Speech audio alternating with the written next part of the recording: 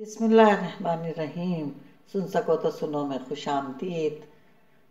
Novel लेकर आए हैं मंदर इश्क वाशमा हस्तुम। इस नंबर 47 के साथ आपकी खिदमत में हाजिर हैं। नॉवेल कैसा लग रहा है इस बारे में अपनी राय का इजहार ज़रूर कीजिएगा ताकि हमारी हौसला अफजाई होती रहे। शुक्रिया। वो बस से उतरकर अब आगे बढ़ रहा था। समरन ने हाथ पकड़ लिया और नीचे उतरी और उसे छोटे प्राइवेट प्लेन की तरफ ले गया जो कुछ ज़रूरत से ज़्यादा ही छोटा था। दीन सामने एयर होस्टेस इनके इस्तकबाल के लिए खड़ी थी। गुड मॉर्निंग कैप्टन सलाहुद्दीन, वो एक पेशावर मुस्कुराहट से जाते हुए बोली। गुड मॉर्निंग फातिमा, सब कुछ तैयार है? Yes sir. वो अब सीढ़ियों में चलने लगी। सलाहुद्दीन ने समरन का हाथ पकड़ा हुआ था। हम कहाँ जा रहे हैं? आप तो कह रहे थे हम वॉक के लिए जाएंगे। अब वो मुड़ कर मुस्कुराया, फिर बोला, तुम इसे हवा में चलना कह सकती हो पर मैं उड़ना कहूँगा। वो अब अंदर आ गए। मज़ीद 2 एयर होस्टेस मौजूद थीं और इनका इस्तकबाल करने लगी। ये आज हो क्या रहा है? वो बड़बड़ाई थी। एयर होस्टेस के पीछे वो दोनों चलने लगे और वो इस यूनिक प्लेन को देखने लगी। वो चलते हुए सीधा कॉकपिट के दरवाजे की तरफ ले आई जिसका वो कोड दबा रही थी और अब खुल चुका था। Here you go. Thank you. आओ मौसूम। वैसे साथ लेकर चलता को पायलट की सीट की तरफ ले आया और इसे बैठने को कहा। हम कहाँ जा रहे हैं दीन? ओहो, टेंशन किस बात की है लड़की, आ जाएंगे वापस। तुम इस मोमेंट को एंजॉय क्यों नहीं करती हो? वो अब चिल्ला गया था। वह बैठ गई थी तो वो इसकी सीट बेल्ट बांधने लगा और फिर इसके माथे पर लब रख कर होले से छूता, इसको तसल्ली देता। वो अपनी सीट की तरफ बढ़ गया। तुम्हें आगा जान ने भेजा है। उसामा जॉगिंग करके आया था। जब सलीम और इसके साथ इसकी बीवी को फार्म हाउस में आते हुए देखा तो पूछे बगैर न रह सका, क्योंकि आगा जान इन्हें भेजने से पहले इसे इतला लाजमी देते। शक बनता था शायद बड़ी जान ने भेजा हो।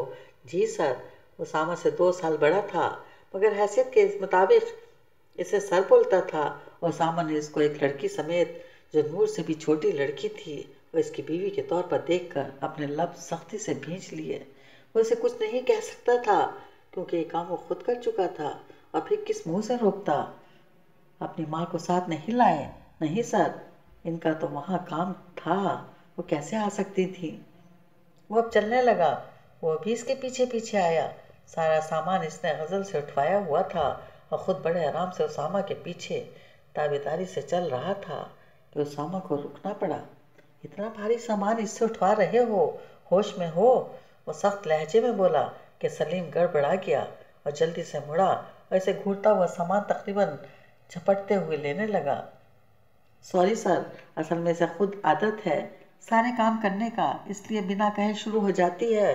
वो तेज़ी से बोलने लगा। उसामा ने बहुत ही हमदर्दाना नज़रों से इस मासूम चेहरे को देखा जिसमें सुबह का अक्स नज़र आता है, फिर से झटकता हुआ बढ़ा। गुलशेर, गुलशेर। चक्की, चक्की। नूरे सुबह लंबी सी पिंक फ्राक में लंबे बालों समेत बाहर गुलशेर उसामा को बुला रही थी और फिर उसामा को एक शख्स और इसके साथ इसी की ही हम उम्र लड़की को देखकर ठहर गई। तुम्हारी तबीयत ठीक नहीं थी, बाहर क्यों आई हो?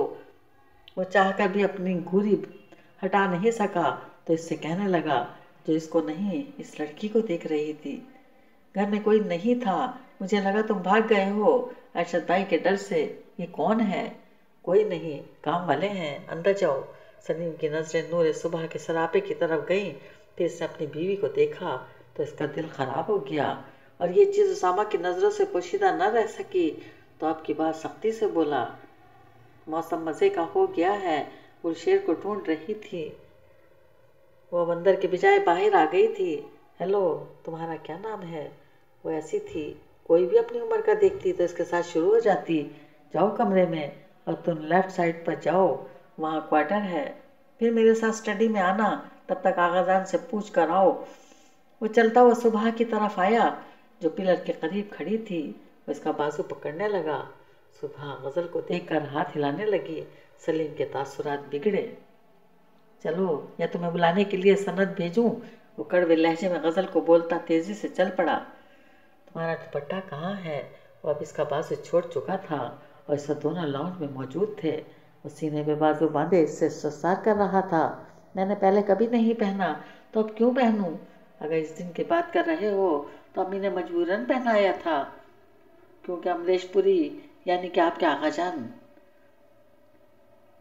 اللہ بولتے تھے۔ اس کے امریش پوری کہنے پر پہلی بار اسامہ کے لبوں پر مسکراہٹ پھیلی جسے اس نے تیزی سے دبایا۔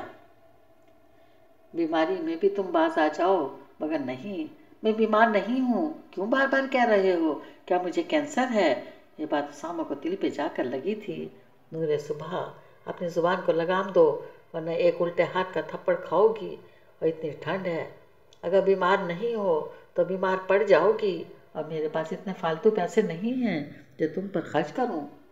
وہ تو غصے میں جیسے بے قابو ہو گیا تھا، اور صبح میڈم کو غلط فہمی تھی کہ چکی اس کے ساتھ حسن سلوک سے پیش آئے گا۔ بلا ٹام اینڈ جیری کا ریلیشن شپ فرینڈ شپ پر مبنی ہو سکا ہے؟ نہیں۔ اور میرے سارے جوڑے شلوار قمیض کیوں ہیں؟ وہ اب جانے لگا، تب نور نے اس کا ہاتھ پکڑ کر روکا۔ ایک منٹ کے لیے تو وہ جیسے ٹھہر گیا تھا۔ نور نے ابھی تک اس کا ہاتھ پکڑا ہوا تھا، وہ اب اس کو دیکھنے لگا۔ مجھے جو مناسب لگا وہی لے آیا، وہ کندھے اچکاتے ہوئے بولا، اور اپنا ہاتھ بے اختیار چھڑوا چکا تھا۔ کوئی چیز اسے تکلیف دے رہی تھی اور وہ خود بھی نہیں سمجھ پا رہا تھا آخر یہ تکلیف کس وجہ سے تھی جو صبح کا ہاتھ پکڑنے سے اسے بڑی شدت سے محسوس ہوئی۔